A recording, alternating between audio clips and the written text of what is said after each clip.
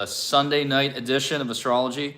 We're going to be covering the week ahead. We're also going to be covering a couple other topics at the end. But thank you for joining. This is my second live YouTube ever, starting a new show every Sunday night. I'm going to cover the astrology, the prevailing themes of the week. And if you haven't yet, you should check out my astrology or my live last week. I gave some really interesting predictions on Pluto and Aquarius and what that's going to portend, really got into how we can create awakenings with algorithms, how technology is actually created in our image. So there is potentially some type of divine result that can come out of it, as long as the technology is used appropriately. So that's just a little preview. Moon Goddess, hello, thank you for joining. Good to be here. I'm feeling good. How's everybody doing, wherever you are in the world? I just got off another live show over on TikTok. So Sunday nights for me are going to be pretty packed. If you don't follow me on TikTok, you should, because I do live shows there almost every night. But for YouTube as well, I'm here for this audience and for you. Let's get into the week, though. Let's dive right in. So what are we dealing with right now as I'm talking? Well, we came off of this Cancer full moon over the weekend. It was really Friday night, but really Saturday night too. We felt it. And I would really think about what kind of dreams did you have? I think a lot of people had from what I know, and talking to people, a lot of vivid dreams went down Friday night and Saturday night. And so what were those dreams about? I mean, they were probably, no matter who you are, a lot of these dreams were probably very nostalgic, idyllic, and related to your past. So myself, I had a dream that I was captain of my high school football team. It was really weird, which I wasn't. But I had a dream that I was, and all these people from my past showed up. I talked to other people who had dreams about their high school, their family, their siblings, about this idea of having a home. Hey, Catherine, how's it going? Good to see you again. Welcome to the show. So yeah, I mean, the Cancer full moon was very, very idyllic, nostalgic, and tied to the home and family, I think, for a lot of people. And on a full moon in Cancer especially, I think it's very common for people to have these sort of visions and dreams of a prior life, or, even not necessarily prior incarnation, but it could even be something related to your ancestry. Because Cancer really is associated with the IC of your birth chart. So Friday, oh wow. Well, Moon Goddess, I'm sorry to hear that. You went through that, but it sounds like, it sounds like you hopefully got through it. Faye, good to see you. Thank you for joining. So, yeah, that Cancer full moon, we're done. I think we're done with that that part of the lunar phase. Frankie says she had a dream about her high school. Nicole, hello. Good to see you. Yeah, so Cancer is about the home, the family, our own insular world, our ability to nurture. Nora, it sounds like, had a nightmare that reminded me of something that happened a few years ago. So yes, Cancer is very past tense. Cancer is thinking about what's, when you think about the full moon in Cancer, it's reflecting back at us, I think, in a lot of cases, like our past. And we think about the tides and how the moon really controls the tides. And we think about when the tides sort of shift back away, what's sort of left there in the sand. We kind of think about the ebb and flow of that. What's left behind? What's left behind as the waves come back into the water, into the ocean? So we're kind of remembering the impression from the past that was left, that sort of imprint of our childhood or of our family or of our ancestry. So I do think a lot of people, especially with cardinal signs, may have experienced that Cancer full moon as either an emotional breakthrough, even because we're talking about the emotions with Cancer with someone in their family or with a partner potentially. So if you're a Cancer rising or Capricorn rising, then this weekend there was probably some type of emotional breakthrough with a partner. And if you're an Aries or Libra rising, then it might have been more of a parental dynamic. And it might not have been with literally a parent or an authority figure, but it might have been with someone who resembles one. So maybe if you're a Libra rising, or an Aries, so maybe if you're a Libra rising, you might not have necessarily had an emotional moment with a parent, but maybe it was like a boss at work or something. So anyways, the Cancer full moon was this illumination of maybe what you need to nurture within yourself, a little TLC that's needed to really take care of yourself. And now we're shifting into Leo. We have a Leo moon, and we're going to have a Leo moon tonight and into Monday. And the Leo moon is a little bit more, and it's really that sort of, we're coming off that full moon. So hopefully it's like we've purged emotionally. We've maybe disconnected healthily. We've cut the cord with someone from our past. And it sounds like somebody just went through that. So Cancer Sun and I have been struggling with making peace. Yes. So Kali Saturn, hello. So, the Cancer full moon to me that's a good point. It's almost like, what do I need to release to feel at home within myself? Because, this is really what Cancer is all about. It's like, what do I need to feel comfortable? So it doesn't really matter necessarily where your moon is. It's like, and you think about Cancer and Capricorn, because this was a Capricorn new moon cycle. Capricorn is like, what can I establish and create that stands the test of time? Like a company or a library, like what can I build for myself that's going to outlast myself? Cancer is actually those existing memories of the past. Like what has stood the test of time already for me? My ancestors, my grandparents, my parents, my home growing up. Like there are these things that we feel connected to, but we also want to think about like, what is my family now? Is it still my biological family? Is it someone else? Is it a different group? So now that we have this Leo moon, people are coming off of the full moon saying, okay, maybe I have released something to feel comfortable. And now the Leo moon is giving you a little bit more of a high charge. It's a fire, it's a positive polarity, masculine energy pushing it out. How am I able to express my new emotional needs that I've reconditioned or rewired, or now that I feel like I have that foundation or that I've released the foundation, right? How can I move forward and maybe create something out of that? So Faye made a great point. It's one of the most potent forms of earnesty. Yes, because this is another thing to keep in mind, and I'm glad you brought this up. Cancer is a way of getting back in touch with our, previous sort of, not incarnations, but just versions of ourselves in our development.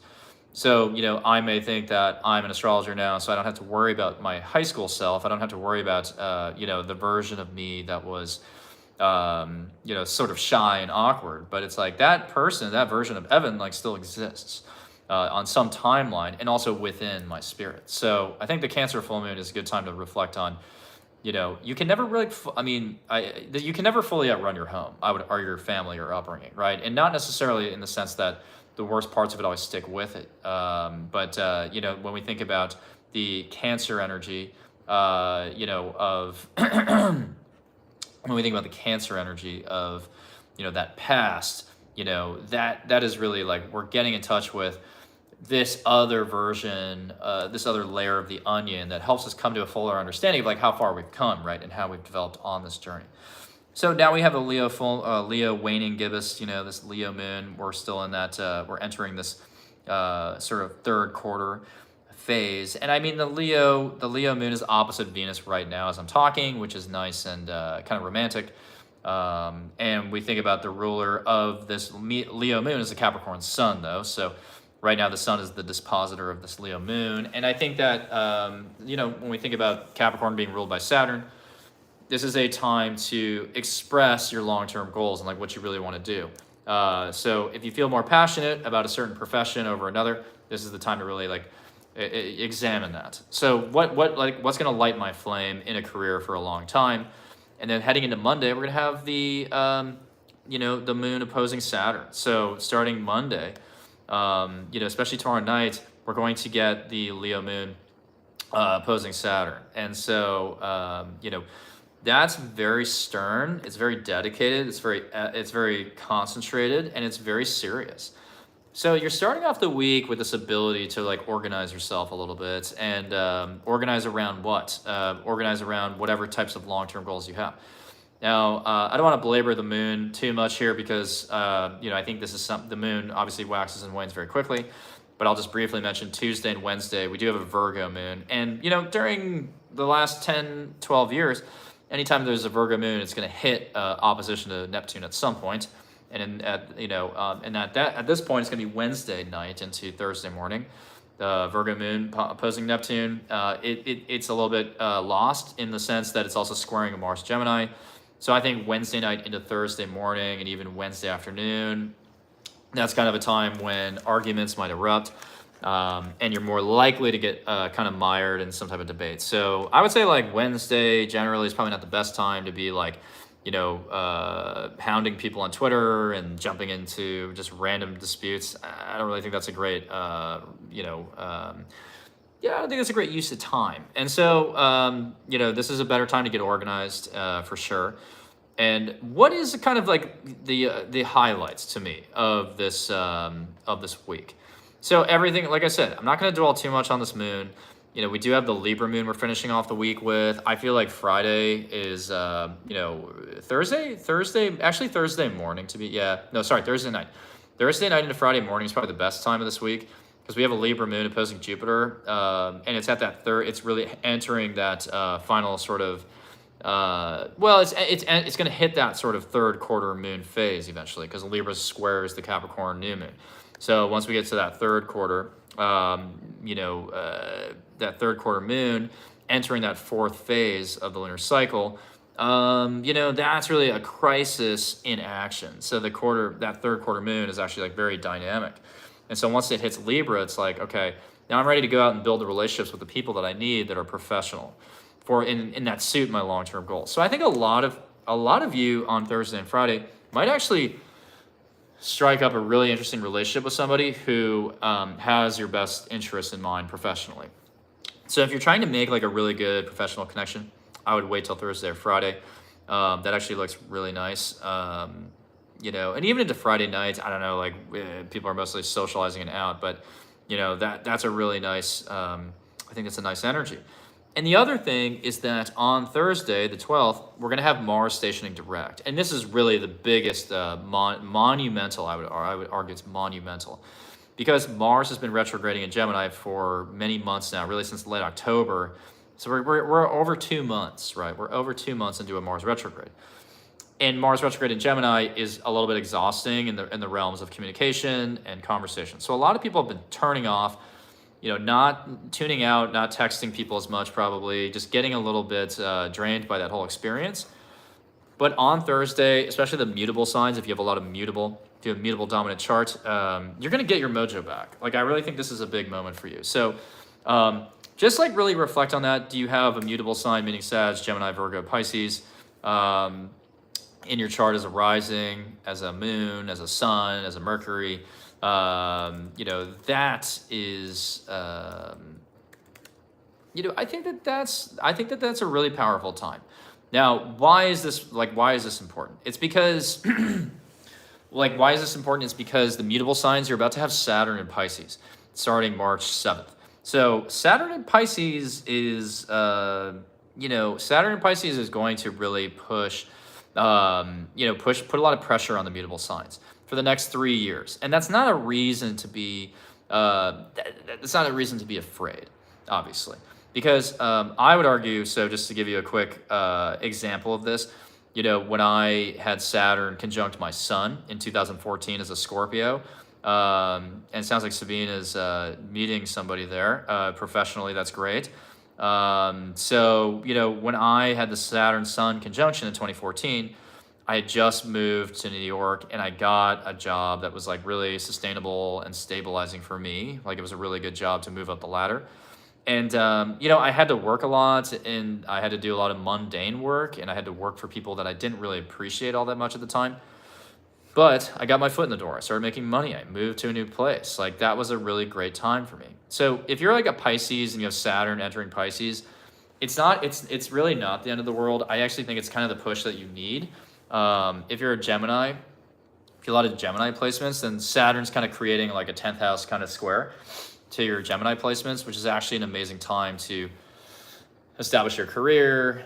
Sag, you're thinking a little bit more about your home life. And Virgos, you're thinking about your relationships with Saturn in your 7th house.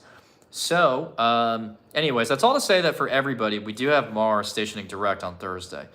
And when Mars stations, when any planet stations, it's kind of still. It's in a certain stillness, and so we can concentrate on it, and it really gathers strength. So the planet Mars, it was moving really fast at one point, and then its orbital speed, as it appeared from Earth at least, started to kind of started to slow in the sky. It looked like it's starting to station. Then it really moves into that still point, and at that point, it really gathers a lot of strength. And you want to think about where you were the last time Mars was at 8 degrees of Gemini, which I believe would have put it in September. So that would have put you sometime in, I want to say, like mid-September. So around like mid-September, Mars was probably at the 8th degree of Gemini. And I can check that really quick because I'm actually curious now. So if I was to go to September again, like the 15th, give or take, maybe a couple days before that. So the last time Mars was at 8 Gemini was around September 3rd or 4th. So that's actually a while ago. But yeah, around early September, where were you? And what were you doing? What were you working on? At that point too, we had Jupiter still in Aries retrograde. It was Virgo season, so a lot of people were working really hard. Sounds like Catherine went through a split at that time. So early September is coming back. Early September is coming back, and I know for myself, like I was teaching a lot. I was teaching a lot of astrology courses, so for me, it's like this is probably when I gather a lot of strength to focus on that again. So if you have a project that you were really, really dialed in on in early September, then it's coming back. I think you have some momentum around that because once it retrogrades, again, it's like we kind of put things on pause a lot of times because Mars is your mojo. And I have a natal Mars retrograde in Gemini, so I'm a little bit of an exception to that rule. Like this is actually my time to shine. Like if you have a Mars retrograde, I actually think you're at an advantage right now. This is actually your time to really show to other people how are you more strategic and how, because your whole life you've had to be strategic with your energy. So fast forwarding back to now, Thursday is a great time to really set aside time to like kind of really push forward on something that you've been wavering on for a while. So if you haven't like really gotten the engines blaring again at the new year, I get that. Like a lot of people, the first week of this year has been a little slow. I think for a lot of people, very passive and not that fast moving because not all these retrogrades, to be honest, it's not that many, but Uranus, Mars, and Mercury, which is very apparent to everybody, right? Everybody's noticed it because it affects your everyday life. Because Mercury and Mars, especially Mars and Gemini, this is like your everyday rituals, your routines, your tasks, your conversations, the tweets you're sending out. Like we're just not at full speed. But anyways, when Mars stations direct, I really like that. And then Mercury is going to station direct about a week later, January 18th, I believe. So that's pretty good. By next week, we'll be in that phase. And so, now what I want to talk about is, a little bit more about Pluto and Aquarius, but I didn't talk about last week. I didn't really talk about how it was going to affect you. So last week I was talking very much about Pluto and Aquarius and how the themes of Pluto and Aquarius and the predictions that I had. And just to, again, just to remind you, go back and watch that video after this if you really want to get like an interesting take on Pluto and Aquarius. Because I don't know that many astrologers who have had the same corporate background as me. I think there's probably like maybe, there's probably many others, but there's not a lot. Most astrologers jump into this career coming from a place where it's like they've always been very right-brained, and like that's fine. There's nothing against them, but I'm definitely like kind of an alchemist in the in the left brain, right brain department. I try to merge them. So I've had careers as a data analyst. I've had careers as very like a business analyst, but I'm also a musician. I'm also an astrologer. So I kind of like my Mars Gemini is just kind of allowing me to dabble in a bunch of different careers. So I gave a very corporate perspective in the sense of like, how is this going to affect like our economy, our society, and the way that people work. And my takeaway from it was like really, a lot more people are going to have the ability to become entrepreneurs during Pluto and Aquarius because we're going to have the technology for anybody to scale up their own business and to reach the right people at the right time. And I talked about how algorithms are going to end fame. And I didn't like fully explain how, I kind of did, but like, Aquarius is opposite Leo. So Aquarius is opposite Leo. So what is Leo all about? Leo is all about the heart, and Leo is about pride in your natural, how you express your natural talents. Because Taurus is the natural talents, and Leo is how we express the natural talents, right? But Leo is very much self-focused, and not in the selfish way. But it's like, Leo is very conscious of, what can I bring to the table, and how can I show that I'm having fun with these talents, and I'm really entertaining people? And, you know, Aquarius is the crowd. Aquarius is the crowd, and how the crowd is, you know, coming together to create something of their own, like a hive mind or an organization or a community to get things done and be productive and carve out the contours of the future. You know, and Aquarius is very hard to pin down, because it's almost like the group, when the group comes together, there is an alchemy of sorts, right? But it's at the higher frequencies. And just as, like, you know, you go to the doctor and they put the little ear, they give you the ear exam and they try to see, like, can you hear these frequencies? Aquarius is those higher frequencies. When you start to realize, like, I can't really hear that note. I can't really hear that frequency. That's Aquarius, is those really high frequencies that are subtle, but they really pervade the whole collective. And so Aquarius is like, you know, really thinking like, how do I actually raise the vibrations of the world that we live in, the society that we live in? And Leo is a little bit more about, how can I emanate my own vitality, my own creative potency? And Aquarius, again, so, you know, Leo is like filling up the cup, and Aquarius is distributing the water in the cup. So when we get into the Pluto and Aquarius phase, what we're seeing is technology creating this sort of level playing field. So we used to live in this age of celebrities and icons, and that's a very age of Pisces moment. So during the age of Pisces, which we're still, you know, again, we're in, because, you know, there's sort of this overlap of the ages. We're starting to feel the age of Aquarius, but we're still in the age of Pisces as well. But during the age of Pisces, we've worshipped certain things and idolized. There's idolatry and worship of whether it's Christ or a celebrity, or a king or a queen or a monarch or, you know, a president. You know, the age of Pisces is about worship. And you know, Capricorn is about hierarchies, but still, Pisces will definitely, these fish will swim. The Pisces is the fishes. These fish will swim in packs.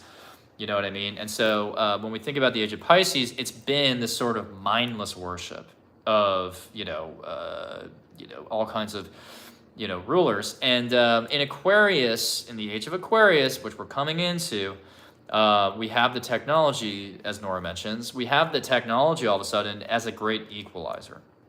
And so Pluto being the great equalizer as well, in Aquarius, it's applying technology as the great equalizer. So what do I mean by that?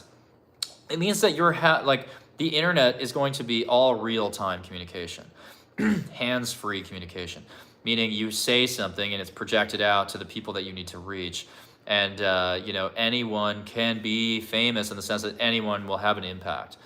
Anyone can have an instantaneous impact on a vast group of people to help awaken them or get their message across. So even though technology can certainly be misused and, you know, by the people in power, Aquarius can also give us the capacity as individuals to empower us, okay? So empower us to all say something useful. And so, yes, the idea of a celebrity and an influencer will go away, because everyone will have their sort of, because everything will be so individualized and specialized and nicheified, that everyone will have their niche. So you'll be like the best psychic for these 200,000 people, and I will be the best astrologer for these 200,000 people, because these 200,000 people were determined by the algorithm to like really resonate with my message. Like they really resonate. So like they always like my videos, or they always comment on my stuff. And so I'm gonna keep feeding them these messages. And whatever you have an expertise in, maybe you're like an amazing wedding planner. Suddenly the algorithm's gonna make sure you have 100,000 people who need your wedding plans and your wedding ideas, and they're gonna need to know these things. If you're a scientist, whatever, it doesn't fucking matter like what, you know, it doesn't really matter what profession you're in.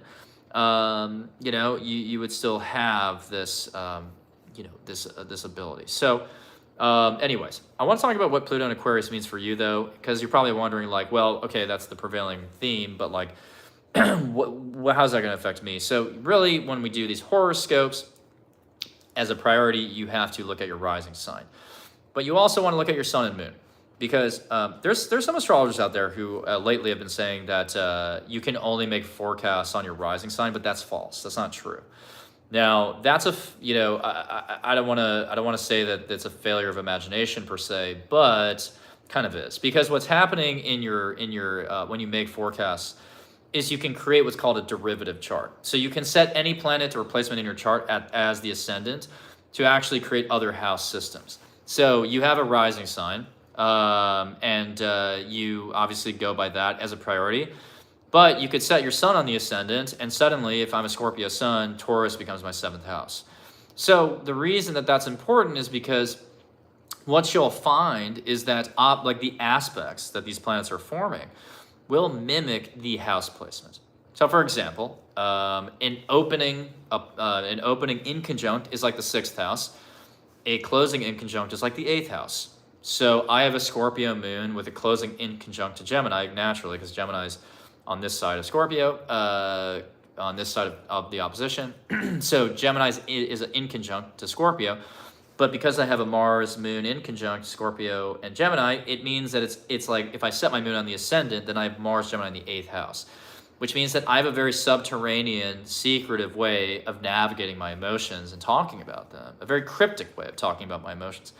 And when you set that planet on the ascendant, or that celestial body, those houses only affect that planet.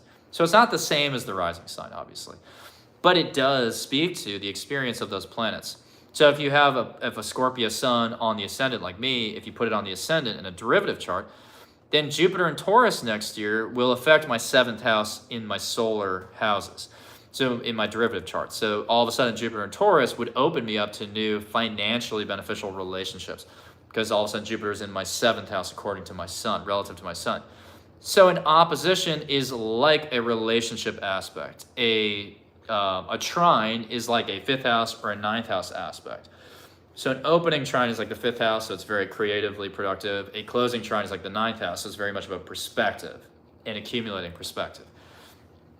So hopefully I just blew your mind there. But when you think about aspects, don't think about just the degrees. Don't just think in your head, oh, it's a trine, it's a trine. It's like, no, but is it an opening or a closing trine? Is it like a 5th house or a 9th house trine? And you think about the closing square, that's like the 10th house.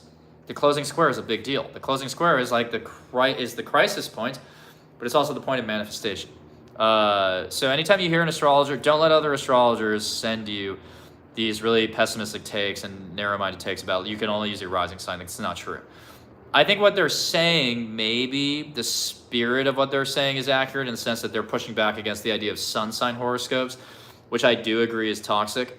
So you think about the newspaper horoscopes and tabloids saying, well, all, Leo suns, this is all that matters. If you're just a Leo sun, this is what you're going through. Like, that's obviously a very shallow understanding of astrology, and I agree with them.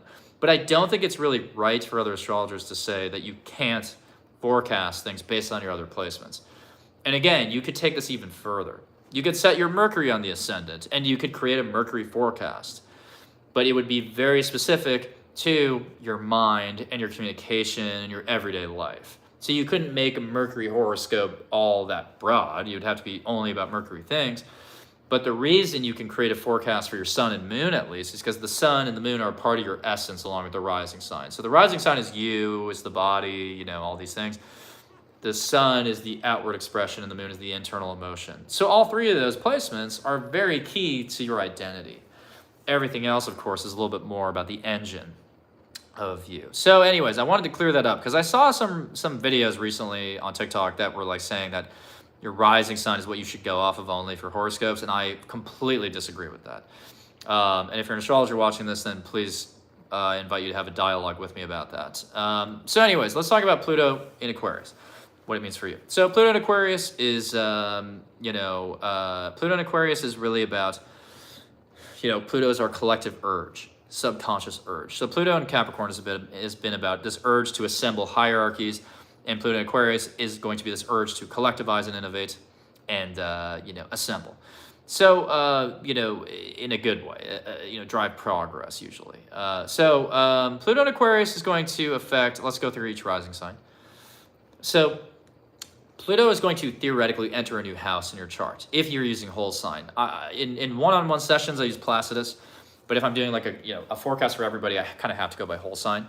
So anyways, if you're an Aries rising, Pluto will be entering your 11th house. So if you're an Aries rising, Pluto's been in your 10th house for a long time. Pluto has been asking you to, and Nora, I'm a quadruple Scorpio, balsamic Scorpio moon. So Sun, Moon, Scorpio, Venus in Scorpio, Pluto in Scorpio, all in the 5th house. Squaring my Leo, Jupiter, etc., etc. So anyways, if you're an Aries rising, Pluto's entering your 11th house. So lately, since 2008, it's been in your 10th house, which has been begging you to really excavate what it is you want to do long-term and disassembling your career and hopefully generating a new career on top of that, a new purpose. Now it's entering your 11th house. Pluto's entering your 11th house of groups and communities and organizing. So Pluto in the 11th house for Aries rising, you can accumulate a lot of power in groups. You can start to build influence in a group. So if I were an Aries rising, I would commit to joining a new collective, joining a new group of people, or just stepping up and volunteering to take more responsibility in an organization, because you can have a lot of influence in these groups. This could be friend groups as well. This could be politics. This could be technology. This could be social media. So if you have Pluto entering your 11th, you could really monetize your social media too by attracting investments, because Pluto attracts investments as well. Pluto is not just about transformation. Pluto is not just about, facing your fears. It can be about that. So for Taurus rising, Pluto will be entering your 10th house theoretically. Taurus rising, this is a big moment. Pluto in the 10th, that's when you really step into your power publicly, as a public persona, as a public figure, as a manager, as an executive. But it's also the moment of destruction if you're not in the right career. So if you're not in the right career, then you're just going to reformulate, reconstruct your entire vocation, your public calling. Pluto is Pluto power over versus power over or under. Pluto can be power over, yes, but Pluto is also about destruction. Pluto is about destruction. So Pluto is not necessarily just a ramp up in power. Pluto is also about getting into these power struggles that can go either way. So if you attract enemies with Pluto, they can unseat you, they can dethrone you, and suddenly you have to look for a new career. So Pluto is not, it's very high stakes placement or transit, but it's very slow moving. So I want to emphasize this. Pluto in Aquarius will affect your house for 20 years. So it's not going to happen overnight. So I'm not saying that if you have Pluto in the 10th house, that it's like the whole 20 years that you're dealing with a comeuppance or something in your career. But the moment that Pluto enters that house, there may be a significant catalyst or turning point that you live with for the next 20 years. So Pluto's entering Aquarius in March, and that's going to be huge for everybody. And whatever happens in late March for you, it could set the tone for the next 20 years. It's not impossible. Like, I don't want to downplay it, but like, it's really you're going to feel it when it hits like a chart angle, or when it's partile, meaning exact by degree to another planet in your chart. But Pluto in the 10th, Pluto is power and influence and obsession.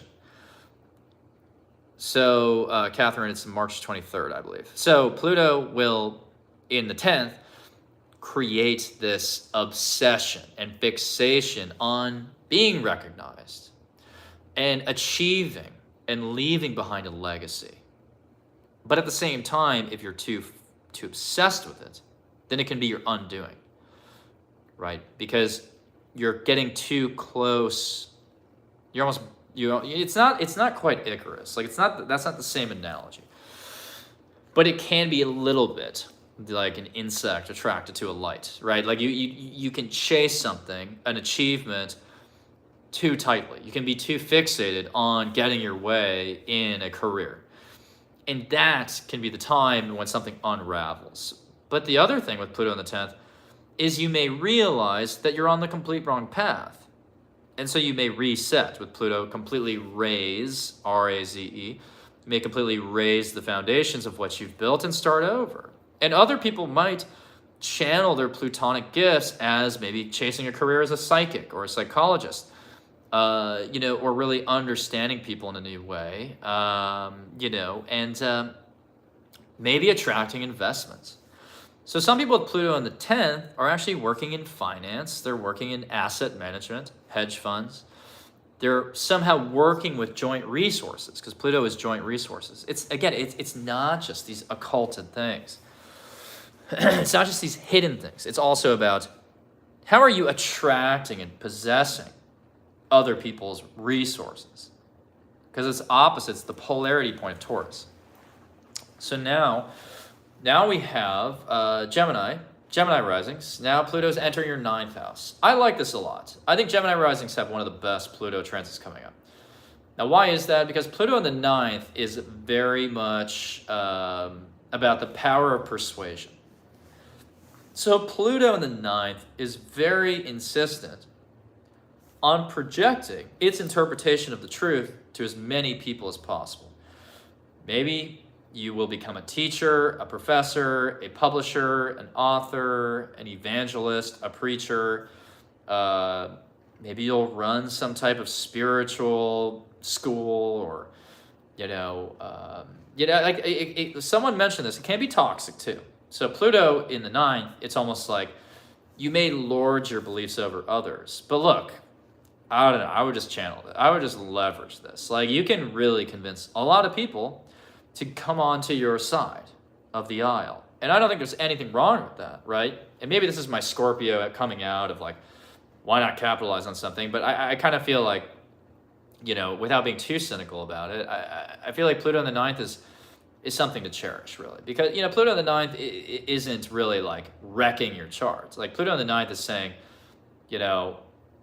let's just amplify these communication abilities. Let's reach as many people as possible with a really transformative, powerful message. So I think that's really good. And also, you can really transform yourself by traveling and taking trips. So let's go on to Cancer risings. Cancer risings, myself included.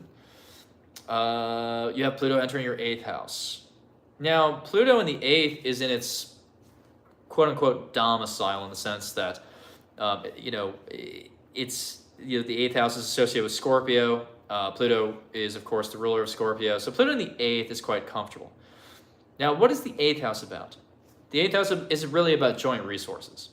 So when Pluto enters the 8th, yes, there can be these overwhelming urges to face your fears, to unearth hidden things within you, hidden dimensions. But I think financially, this could be very powerful.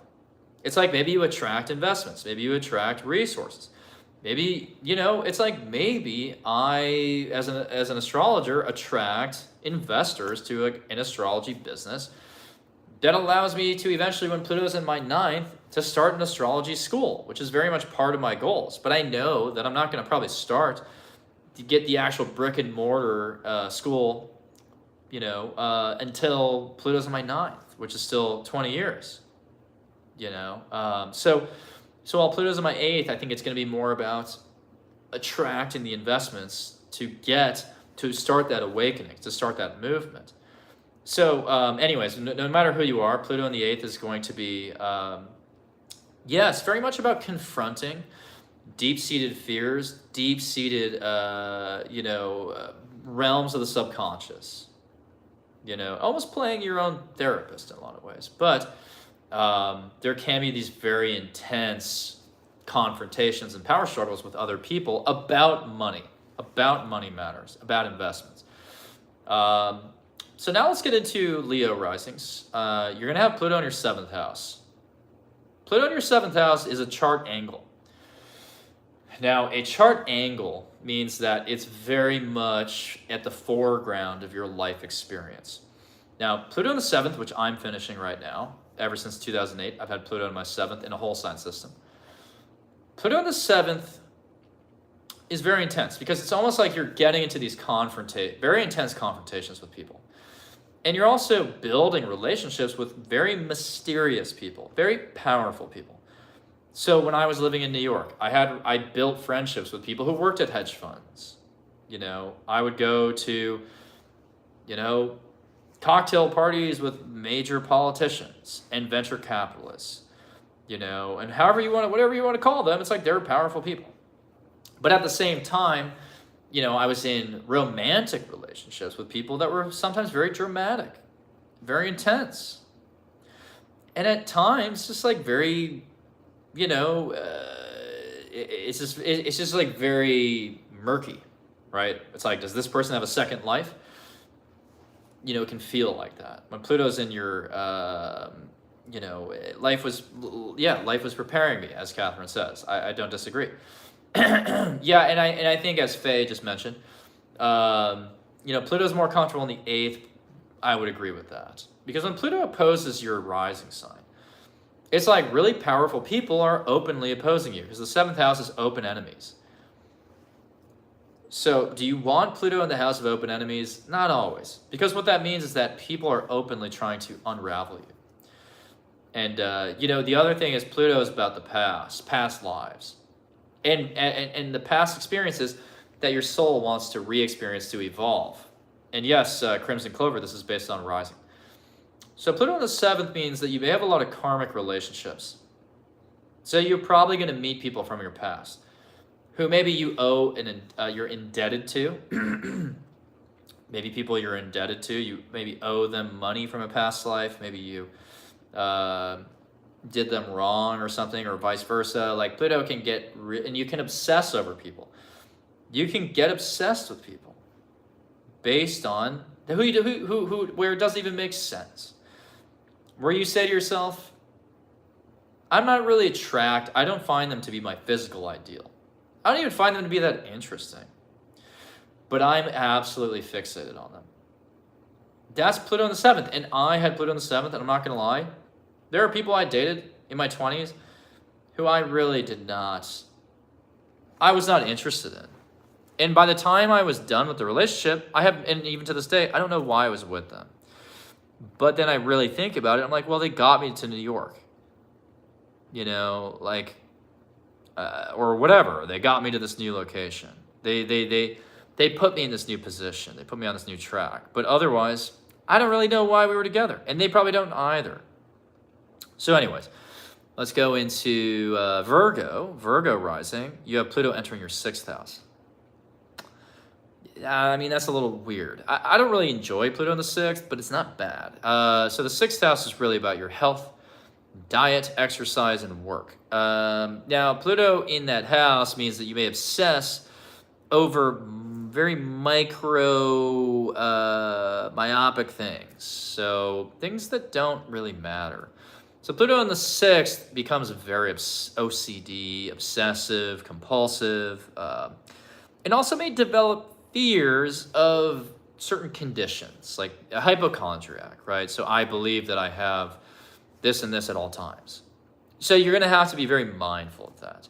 You want to really make sure that you're mitigating that factor by, not believing everything you read about certain, again, health matters and diet.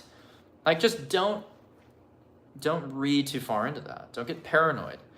But another thing that Pluto in the sixth can do is really, really understand the dynamics at work with coworkers. Pluto in the sixth can get into power struggles with coworkers, though. But I think the way to really use Pluto in the sixth is to transform yourself through your daily habits, through your daily rituals, through your health routines, and to really examine these things fully and say, does my cadence every day, what I'm waking up and doing, what I'm doing right before bed, what I'm doing for exercise, is this supporting my soul's evolution?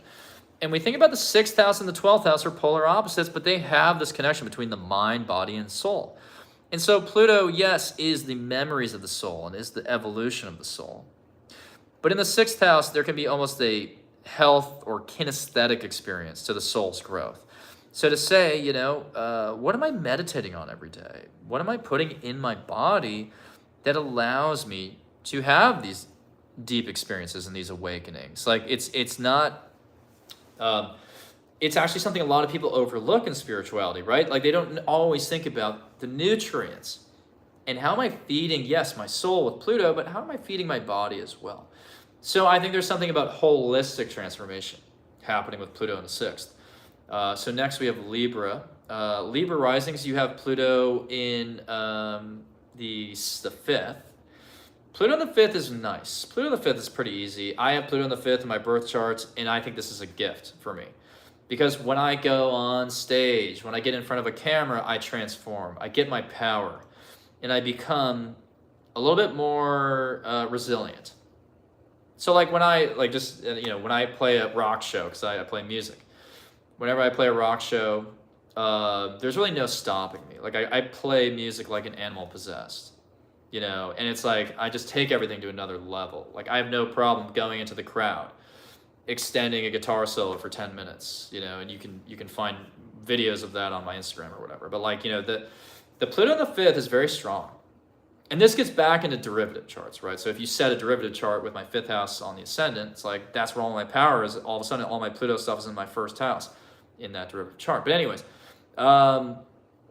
yeah, so it's a scene, my Pluto's in Scorpio, yes. So when you have Pluto in the fifth, there's this unconscious, subconscious need to create all the time. So like I have a need every day to create videos. Moon goddess, thank you. To create videos, to create songs, to create a business, to create. And for some of you, maybe Pluto in the fifth is that you want to create a family. So the fifth house is about, with Pluto there, is about creation and procreation. So when you have Pluto entering your fifth as a Libra rising, you have to think about that. What do I want to create? Do I want to create a family? Or do I want to create art? Or do I want to create, do I want to recreate? Because the fifth house is also athletes. So if you have Pluto in the fifth, like maybe you're getting into karate, maybe you're getting into soccer. I don't know, like, you know, martial arts. There's a lot of power that you can channel with Pluto in the fifth. You know, and so I like this transit. You just want to make sure that you're not obsessing too much over this or getting too controlling of your creative process, and that you're letting other people in. Because a lot of people, I'm accused of this for sure. Sometimes when I was early in my musical career, because I'm the front man and I'm the, you know, lead singer guitarist, like sometimes I would wrest control of the songwriting from the rest of the band. Like I'm fully aware of that. And so over time I had to learn how to give back some control and not do that. You know, or when I'm on stage, if the drummer makes a mistake, I turn around immediately and I give them the evil eye. Because my Pluto is like really obsessed with like the creation has to go exactly according to plan. So sometimes Pluto can be a little obsessive about the creation. But, you know, anyways, I like this. And Libra risings naturally have an artistic side. So that's good. So yes, some people are using a Placidus system. That's fine. So anyways, let's talk about Scorpio risings. Scorpio risings, you will have Pluto in your fourth house, which is another chart angle. So again, it's at the forefront of your experience. Now, Pluto in the fourth house and near the IC is transforming your relationship to your home and family. So Pluto on the IC, there may be power struggles over money, financial matters within the family. It's possible that a family member may pass, you know, and not trying to monger fear there. That really depends on other factors of your birth chart. But a lot of times and this is a 20-year transit. So it's not that it's all happening over 20 years. It's just that at some point in the next 20 years, Scorpio risings may have to tend to, again, family matters, whether that's financial, related to a trust or a will or an inheritance. And of course, an inheritance is associated with a passing. But it doesn't have to be that, right? It could be this, that you're written into a will. Now, Pluto in the fourth is also internal. The fourth house is our internal world, you know, and so in our memories in a lot of ways, in our past. So Pluto in the fourth, you may connect with your ancestors in a new way. You may connect with your ancestors, and that's a very interesting emoji, Mitch. I don't know. Looks like you're having fun doing silent disco or something. Pluto in the fourth, you may get in touch with these occulted ancestors. You may realize that you have ancestors who, you know, could channel. Maybe you're going to channel your ancestors. Maybe you practice mediumship. Maybe you connect with them. And, you know, Pluto in the fourth is also about this internal feeling of intensity and needing to transform, and needing to excavate your past, and needing to disassemble and reconstruct everything inside of yourself. Now, let's dive into Sag rising. Sag rising will have Pluto in the third. Pluto in the third, that means that your mindset and the things that you're trying to learn more about, the things that you're studying, the things that you're trying to learn about, communicate about, write about, read about, publish are intensifying.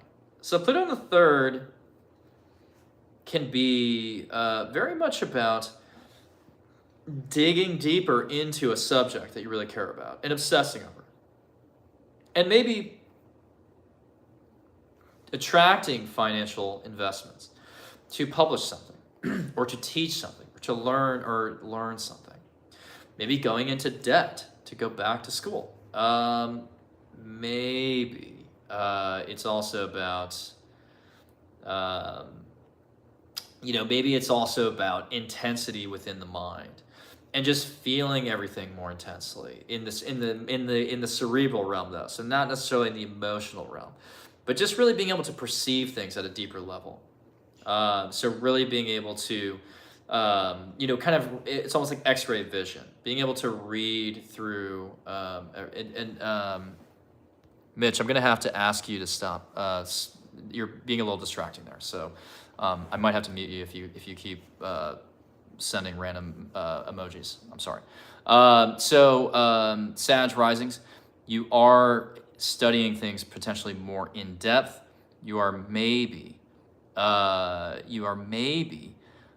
starting to just intensify what it is you want to build your sort of knowledge in. So I think a lot of Sag risings, you have Pluto in a very,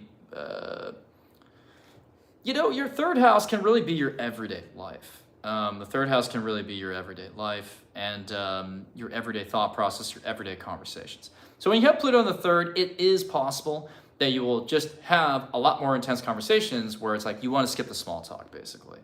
You really want to skip the small talk, and you can really decode people, decipher people a little bit more easily, and realize what are their motives. What are their motives? So if you're a Sag rising, lean into your intuition. I think that should go well. Now we have Cap risings. Cap risings, you have Pluto in the second house. The second house is about personal resources, but when you add Pluto in there, now we're getting really financial. Like for Cap risings, Pluto in the second is really about gaining wealth by proxy, meaning through an investment, a trust, other people's money, it could be through a marriage. It could be through a marriage. It doesn't have to be through some. All right, Mitch, I'm gonna block you. I'm actually gonna report to you.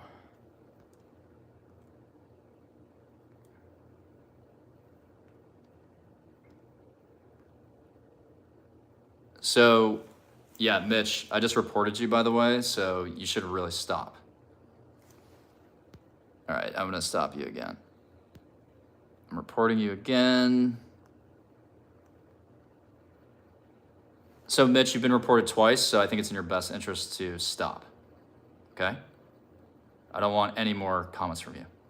All right, so anyways, Capricorn rising. Capricorn rising, you have Pluto in your second house. So you may attract wealth by proxy. You may attract wealth through, investments that you've made. And I think with Pluto in the second, it's also about a transformation. It's also about a transformation of your value systems. So when you have Pluto in the second, it's not just about money. It's not just about money. It's literally, what do you care about? And what do you want to create more abundance out of? Because the second house is anything that you value and your natural talents as well. How do you create more of that in your life? So if you care about time, you care about nature, you would invest more in that. So Pluto may even transform what you're attracted to there. It may transform how you utilize your natural talents. So I think that's a powerful transit, but we want to move on to Aquarius risings as well, because I think Pluto in the second is very self-explanatory, to be honest. So that's why I'm going to jump to Aquarius risings.